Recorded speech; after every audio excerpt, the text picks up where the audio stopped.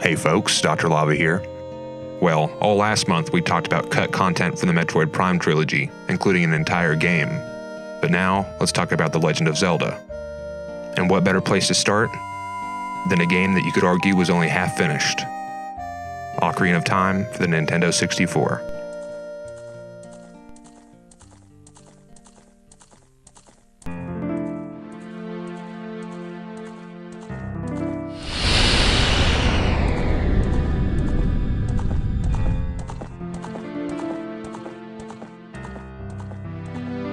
Originally, Ocarina of Time was planned for the 64DD, a disk drive expansion to the N64, which would have allowed for some features that the regular old N64 just wasn't powerful enough to handle.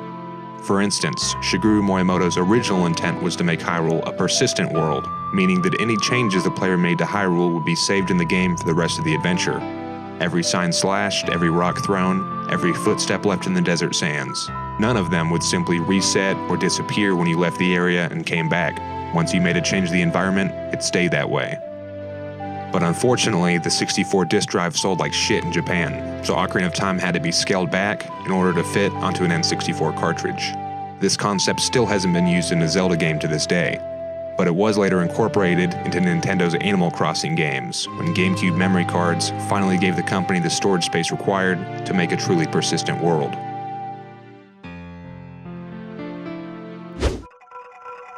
Two temples had their themes changed, and one temple was cut out entirely.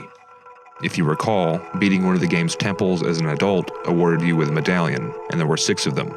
Completing the Fire Temple gave you the Fire Medallion, the Water Temple gave you the Water Medallion, and so on. Well, hidden deep in the game's code is this Japanese text, which can be translated to Wind Medallion and Ice Medallion. This is because the Forest and Water Temples were originally going to be the Wind and Ice Temples respectively, but at some point in development, their elemental themes were changed. Some people had erroneously believed that these were 2 additional temples that had been cut, or that the game may have had even more temples that weren't in the final version of the game. But 11 years after the game's release, in a 2009 interview with German-language magazine Endzone, the game's director, Eiji Aonuma, shed some light on the cut dungeon question, stating that originally there had been 3 child temples and 6 adult temples, but ultimately one of the adult temples had to be cut, leaving a total of 8 dungeons. Most likely, it was the Wind Temple that was cut from the final product, because the Ice Cavern went on to become one of the game's mini dungeons.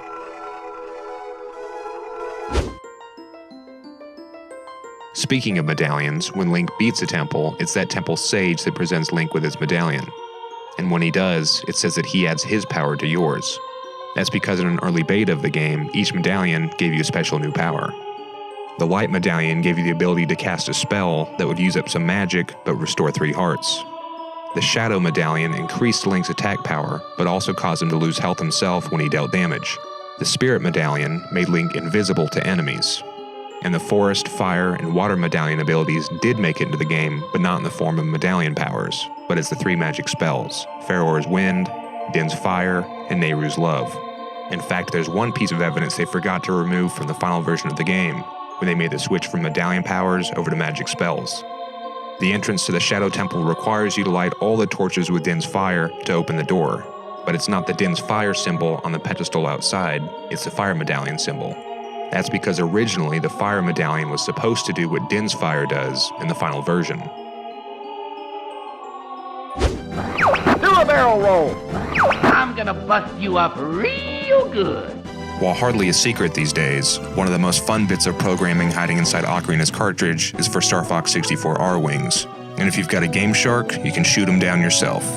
According to a 2011 interview with Zelda graphic designer Satoru Takizawa, R-Wings were put into the game to help program Fire Temple boss Volvagia's movements, but it's unclear why they were never removed. This is the enemy's bioweapon? Anyway, everyone and their mom already knows about R-Wings and Zelda, so let's just move on to number 2 on our list.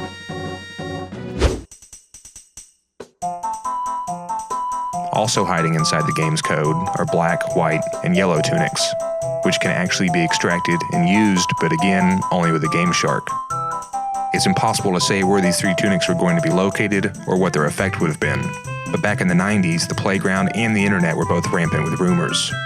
Supposedly, the yellow tunic was the reward for defeating the Running Man in a race, which is impossible by the way, but more on that in a minute.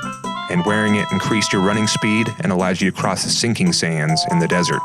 Across those desert sands, you could find a secret temple, the hardest in the game. And at the end of that temple was a white tunic. Wearing it would reduce the damage Link takes from enemies by half. And finally, the black tunic doubled the damage dealt out by Link, and could only be obtained by entering the room where Dark Link resides in the water temple while wearing the white tunic. This would trigger a boss battle with the game's toughest enemy, Oblivion Link, and defeating him, of course, rewarded you with the black tunic. It was fun to speculate back on the playground, and in AOL chat rooms, and even today, about what to make of these three tunics. Unfortunately, none of those rumors were true, and we'll never know the answers to any of those questions. All we know for sure is that those three tunics are in the game's code, but were cut from the final version of the game. And finally, let's talk about Ura Zelda. When Miyamoto realized that he'd have to downsize Ocarina from the 64DD down to the standard N64, he produced and eventually released the Zelda game that we all know and love. But afterwards, he continued development on a 64DD expansion to the game. F-Zero had received an expansion in the same vein, so there was some precedent, and Miyamoto wanted to include all the great ideas that had to be cut in order to fit the game onto an N64 cartridge. After completing Ocarina of Time, booting up Ura Zelda allowed the player to revisit Hyrule, but now with more features, temples, side quests, minigames, characters, and more places to explore. Many lingering mysteries from Ocarina were answered, like the Running Man and the Unicorn Fountain. But sadly, even as its development was nearing completion, because of repeated delays and the poor sales performance of the 64DD, the game was ultimately cancelled. The remixed temples made their way into Master Quest. Just a few of its ideas were eventually transferred to Majora's Mask, like additional masks and mask quests, and the entire concept for the moon crashing to Earth with Link having to travel back in time in order to stop it. But Ura Zelda is too big a topic to cover for now, so we'll have to save that for next week's video.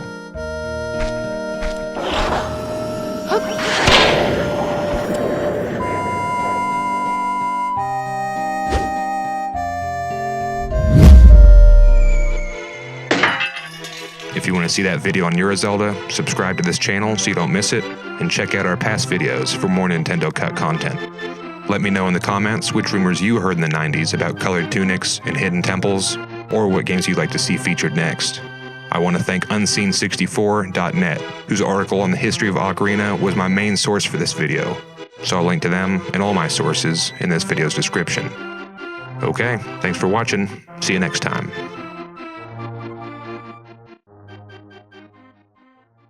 And in the words of the document, crank the game's morphball areas up to 11. The ship at some point was going to be sucked into an alternate dimension, which would have allowed for some areas of the ship to have reverse gravity, so you'd be standing on the ceiling, and time itself would run backwards in other areas, so that creatures and machines would move in reverse, water would flow upwards into the faucets, and these disruptions would be the basis for some of the game's puzzles. Classic Metroid boss Kraid was originally slated to be in the final build of Metroid Prime, according to former Retro Studios artist Gene Kohler. The level that he was to be included in was well underway to being designed. There just wasn't enough development time remaining to fully implement all aspects of the scenario that were needed to pull off a highly polished and fun gaming experience. It was ultimately decided that Kraid just wasn't imperative enough to the Metroid Prime project to run the risk of pushing up the release date in order to fit him in. And that is a shame, because we haven't seen Kraid since Zero Mission. Well, except for in Super Smash Bros.